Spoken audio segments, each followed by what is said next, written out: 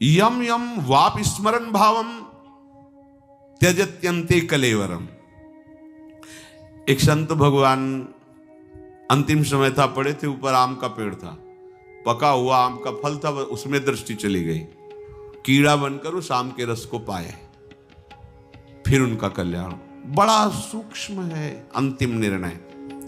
यद्यपि जो भगवान का भजन करते हैं भगवत प्राप्ति निश्चित है, पर ये उदाहरण केवल इसलिए दिए जाते हैं कि देखो गति में कितनी प्रबलता है चिंतन की। हिरण का चिंतन की अगला जन्म हिरण का। हम अगर जीवन भर भगवान का भजन करेंगे तो देखो सांप बने पर उनको पूरा भजन पूरा ज्ञान है, उपाय भी हुआ कुछ क्षण के लिए, पर चूक तो हो गई ना। साधु का जीवन धन बल नहीं होना चाहिए, समलोष्टास्म कांचना इसकी सिद्धि होनी चाहिए। पत्थर का, मिट्टी का डेला और सोने की बराबर वृत्ति होनी चाहिए। इसका मतलब नहीं को फुटपाथ में फेंक देगा, सोना है तो तिजोरी में रखेगा, लेकिन मात्र बुद्धि मिट्टी के ढेले से ज्यादा नहीं है। सदुपयोग हो या कोई लूट के ले जाए, उसकी मुस्कुराहट में फर्क नहीं होना चाहिए। ये मायाकृत है, ये मात्र बुद्धि रखने लायक नहीं। पूज्यपाद श्री ग्वारिया बाबा जी महाराज धनी मानी पीछे लगे, बढ़िया कमरा सजवाया राजा महाराजाओं की तरह, सिंहासन बनवाया, बैठे, बढ़िया बढ़िया भोग आया, पाए, बुलाया 8-10 गृहस्थों को, तुम ये सिंहासन ले जाओ, तुम तकिया ले जाओ, तुम ये कमरा ले लो, चल। तुम्हारी गणित महात्मा की गणित बड़ा फर्क है। वो भगवान के वैभव को देख रहा है, तुम भगवत वैभव को अपना मान रहे हो, हमारी संपत्ति। एक महात्मा जी ट्रेन में जा रहे थे तो किसी ने सोने की चैन वाली घड़ी पहना दी थी, बढ़िया धनी आदमी था, गेरुए ही वस्त्र थे लेकिन बहुत हाई क्वालिटी के बढ़िया वस्त्र, बढ़िया बैग, सब बैठे थे। सामने गृहस्थ बैठे थे, हंस रहे थे, सोने की घड़ी तो देख रहे थे, बड़े अद्भुत प्रवृत्ति के थे। होगा बाबा जी एक प्रश्न करे आपसे। हाँ भैया करो। बोले जीवन कमाते हो गए, हम सोने की घड़ी नहीं बांध सकते, आप बांधे हो। कैसे बाबा जी हो? हम में आप में अंतर क्या रह गया? हाँ बच्चा बात तो सही। ये कौन सा स्टेशन आ रहा है? बोले अमुक के सर। आओ तो चाय पीते, एक एक चाय बनाओ। गृहस्थ ने पूछा कितने की चाय है? बाबा जी ने कहा चाय पीने से मतलब तो पैसे हम देंगे। जितनी भेंट दी थी जजमान ने, भगत ने, सब रख दी और कहा चाय पिलाओ। चाय वाला तो खुशी हो गया, गाड़ी हारन देने लगे। बोले एक और चाय बनाओ। बोले बाबा जी गाड़ी जा रही है।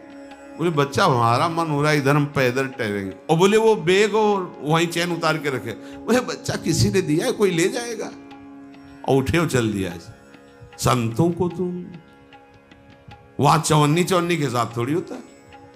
तुम्हारे को लगता है धन महत्वशाली है, उनको लगता है भगवत विधान महत्वशाली है, भगवान का नाम चिंतन, भगवान की शरण। आप बोले अरे धन का दुरुपयोग अनंत ब्रह्मांडों को एक सेकंड में रचता है और एक सेकंड में मिट्टी में मिला देता है। वो हमारा मालिक है, हम उसके गुलाम हैं। बाप का अंश बच्चे में आता है। भगवत पार्षदों के अंदर इसका महत्व नहीं होता। मतलब बड़े से बड़े श्रृंगार को सजाया, 2 मिनट में राख करके चल दिए। तुम्हें लगेगा जिंदगी की कमाई माटी में मिलाई, तुम्हें समझ में नहीं आ रहा। अरे वो माटी में माटी को मिला रहे, जिंदगी तो उनकी अमूल्य है। अपनी मानसिकता को, संतों को नहीं तौला जा सकता अपनी मानसिकता से। एक महात्मा के यहां बड़ी भीड़ लगने लगी, होता है भागवती को वैभव बढ़ता है तो सब अपने मंगल कल्याण के लिए दर्शन, स्पर्श, संभाषण, सेवा आदि का गेट में लिखवा दिया। एक बार प्रणाम के 500 रुपए और थोड़ी देर बैठने के लिए 1000 रुपए। 100 में 80 तो इसी बात में भाग गए। बाबा जी तो पैसे से प्रणाम करवाता है। उनमें कुछ श्रद्धालु भावुक धनी मानी तो वो आगे आग रखते थे, अलग अलग संतों की रहनी हो, धुनी तापते थे 12 महीना, गर्मी सर्दी में। चिमटा रखा रहता है तक लकड़ी रखने वाला, 500 रुपये चढ़ाए, प्रणाम कर, चलो चिमटे से उठाए आग में रख दिया।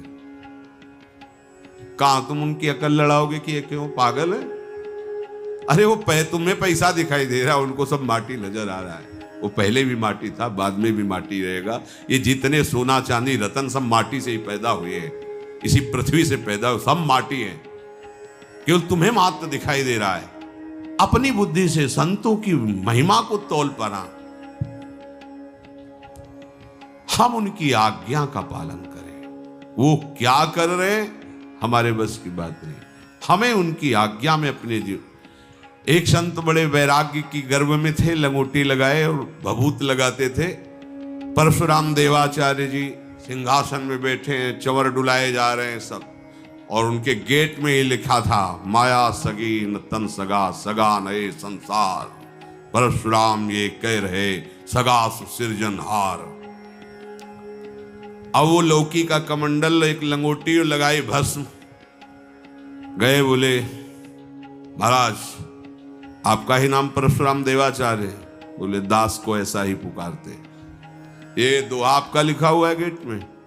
बोले दास को गुरुदेव की कृपा से ऐसा ही अनुभव हुआ है कि माया सगी न तन सगा, सगा नए संसार, परशुराम ये कह रहे सगा सुसिरजन, हमारा सगा तो सिरजन।